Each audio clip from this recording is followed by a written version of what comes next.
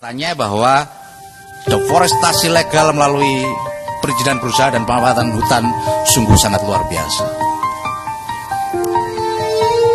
Saya tidak menegasikan soal-soal illegal logging, tapi yang Anggota Komisi 4 DPR RI, fraksi PDIP Sony T. Dana Paramita mengungkap dalang kayu gelondongan yang terseret banjir di Sumatera. Dikutip dari Tribun News, menurutnya kayu gelondongan raksasa itu akibat ulah perusahaan-perusahaan nakal, bukan pencuri kayu biasa. Kayu gelondongan yang luar biasa gede itu, saya kira bukan kelasnya pencuri-pencuri kayu, bukan perambah hutan di sekitar hutan, tapi mungkin ini korporasi besar, dan ini sudah diamini dalam paparan Menteri Kehutanan, bahwa ada banyak perusahaan yang nakal dan akan dicabut izinnya ke depan, kata Sony dalam rapat Komisi 4 DPR RI dengan Menteri Kehutanan RI, Kamis, 4 Desember 2025. Di sisi lain, ia juga mendesak agar perusahaan nakal tersebut segera ditindak tegas.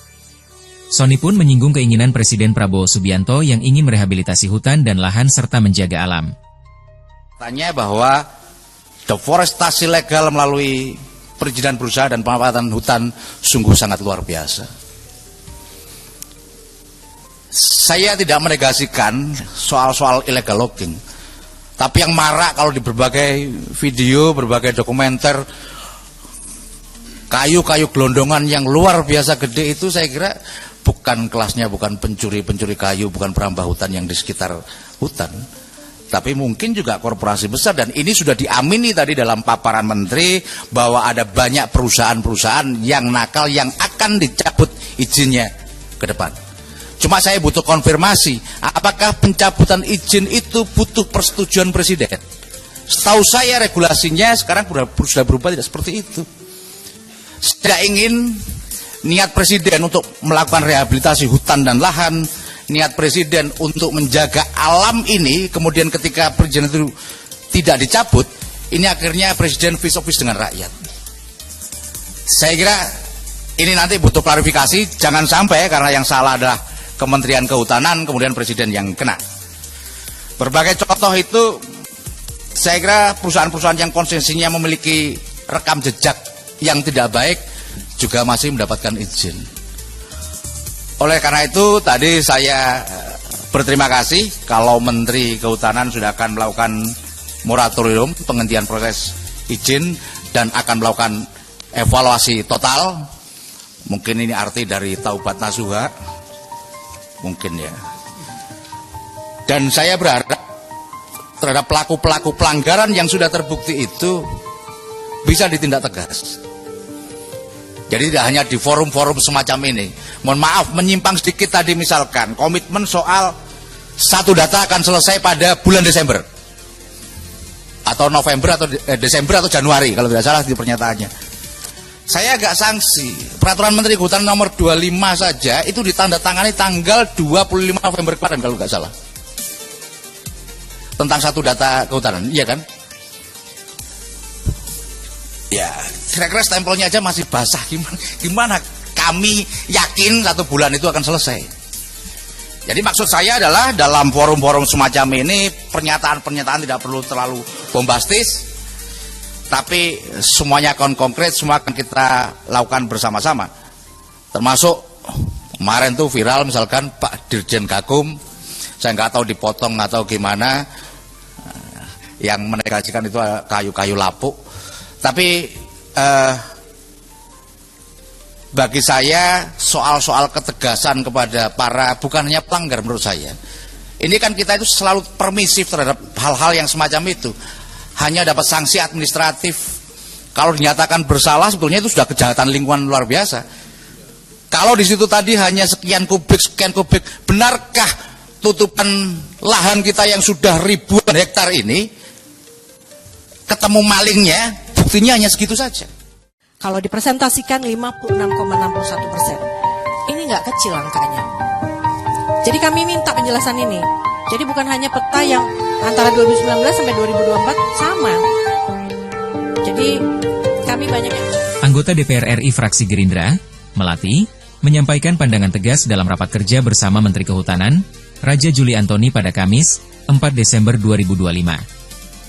Dikutip dari Tribun News, Ia menyoroti penjelasan Menteri terkait tindak lanjut pencabutan 18 PBPH seluas 526.144 hektare yang sebelumnya dilakukan Kementerian Kehutanan atas persetujuan Presiden. Dalam forum tersebut, Melati menegaskan bahwa tanggung jawab teknis sepenuhnya berada di tangan Kementerian, bukan Presiden. Saya sepakat dengan Pak Sony, jangan melibatkan Presiden. Pak Menteri inilah yang membantu Presiden. Gak usah melibatkan persetujuan beliau, Presiden kan tidak tahu secara teknis, ujar Melati. Ia mengingatkan agar tidak muncul kesan bahwa keputusan-keputusan strategis yang bersifat teknis justru dibebankan kepada Presiden.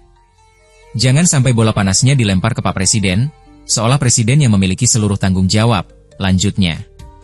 Melati menekankan pentingnya posisi Menteri Kehutanan sebagai pelaksana langsung kebijakan, yang bertugas mengurai persoalan di bidang kehutanan secara profesional tanpa harus menyeret Presiden dalam aspek-aspek teknis operasional. Kalau dipresentasikan 56,61%, ini nggak kecil angkanya. Jadi kami minta penjelasan ini. Jadi bukan hanya peta yang antara 2019 sampai 2024 sama. Jadi kami banyak yang awam di sini Pak Menteri, tapi kalau memang dihadirkan data secara detail akan kami pelajari. Begitu juga ketika saya melihat sebaran lahan kritis di lokasi das terdampak banjir. Kalau kita perhatikan satu-satu, ini dalam kawasan hutan hektarnya dibandingkan dengan luar kawasan hutan, ini ada yang signifikan sekali luasnya. Lahan kritisnya. Ini mohon maaf, apakah tidak pernah terpantau ini? Dan ini pasti nggak cuma sehari 2 hari terjadi, nggak sebulan 2 bulan. Ini pasti sudah bertahun-tahun Bapak. Dan ini harus menjadi pantauan kita, pantauan Pak Menteri dan segenap jajarannya. Saya sama dengan Aceh tadi sudah disampaikan. Sumatera Utara dan juga Sumatera Barat, ini sama, hampir sama. Intinya yang kami minta ini data secara jelas. Dan ini tadi Pak Menteri juga menjelaskan penegakan hukum. Saya terus terang sedih. Kenapa? Karena penegakan hukum ini terjadi setelah bencana besar di Indonesia, setelah memakan korban jiwa, memakan korban material gitu ya. Kenapa nggak dari dulu gitu? Udah lebih tegas lagi dalam pengawasan dan penindakan hukum. Lalu di halaman 26, Bapak menjelaskan juga, sebagai tindak lanjut setelah sebelumnya mencabut 18 PBPH seluas 526.144 hektar, Kementerian Kehutanan atas persetujuan Presiden, saya sepakat dengan Pak Sony, jangan melibatkan Pak Presiden. Pak Menteri inilah yang membantu Bapak, Pak Presiden. Jadi nggak usah melibatkan harus persetujuan beliau. Harusnya Pak Menteri, kan kalau Presiden kan nggak tahu secara teknis. Pak Menteri yang membantu beliau. Jadi saya sepakat, jangan sampai nanti bola panasnya dilempar ke Pak Presiden, seolah-olah Bapak Presiden yang mempunyai tanggung jawab. Akan mencabut sekitar 20 izin PBPH berkinerja buruk seluas 750.000 hektar se-Indonesia, termasuk di 3 provinsi terdampak banjir. Ada pertanyaan lagi dalam diri saya. Ini kinerja buruknya seperti apa? Kinerja buruk kan bukan sebulan 2 bulan. Apakah tidak pernah terpantau selama ini? Apakah tidak ada monitoring evaluasi, MONEF? Dan PBPH itu setahu saya punya rencana kerja per tahun yang harus dilaporkan. Ini harusnya sudah menjadi evaluasi kita, evaluasi Pak Menteri maksud saya dan jajaran. Dan di halaman 29 ada rencana RHL pada das terdampak. Ada 3 provinsi yang disebutkan. Lalu kalau untuk kawasan hutan skemanya adalah reboisasi. Apakah ini cukup? Bukannya kita perlu identifikasi dulu.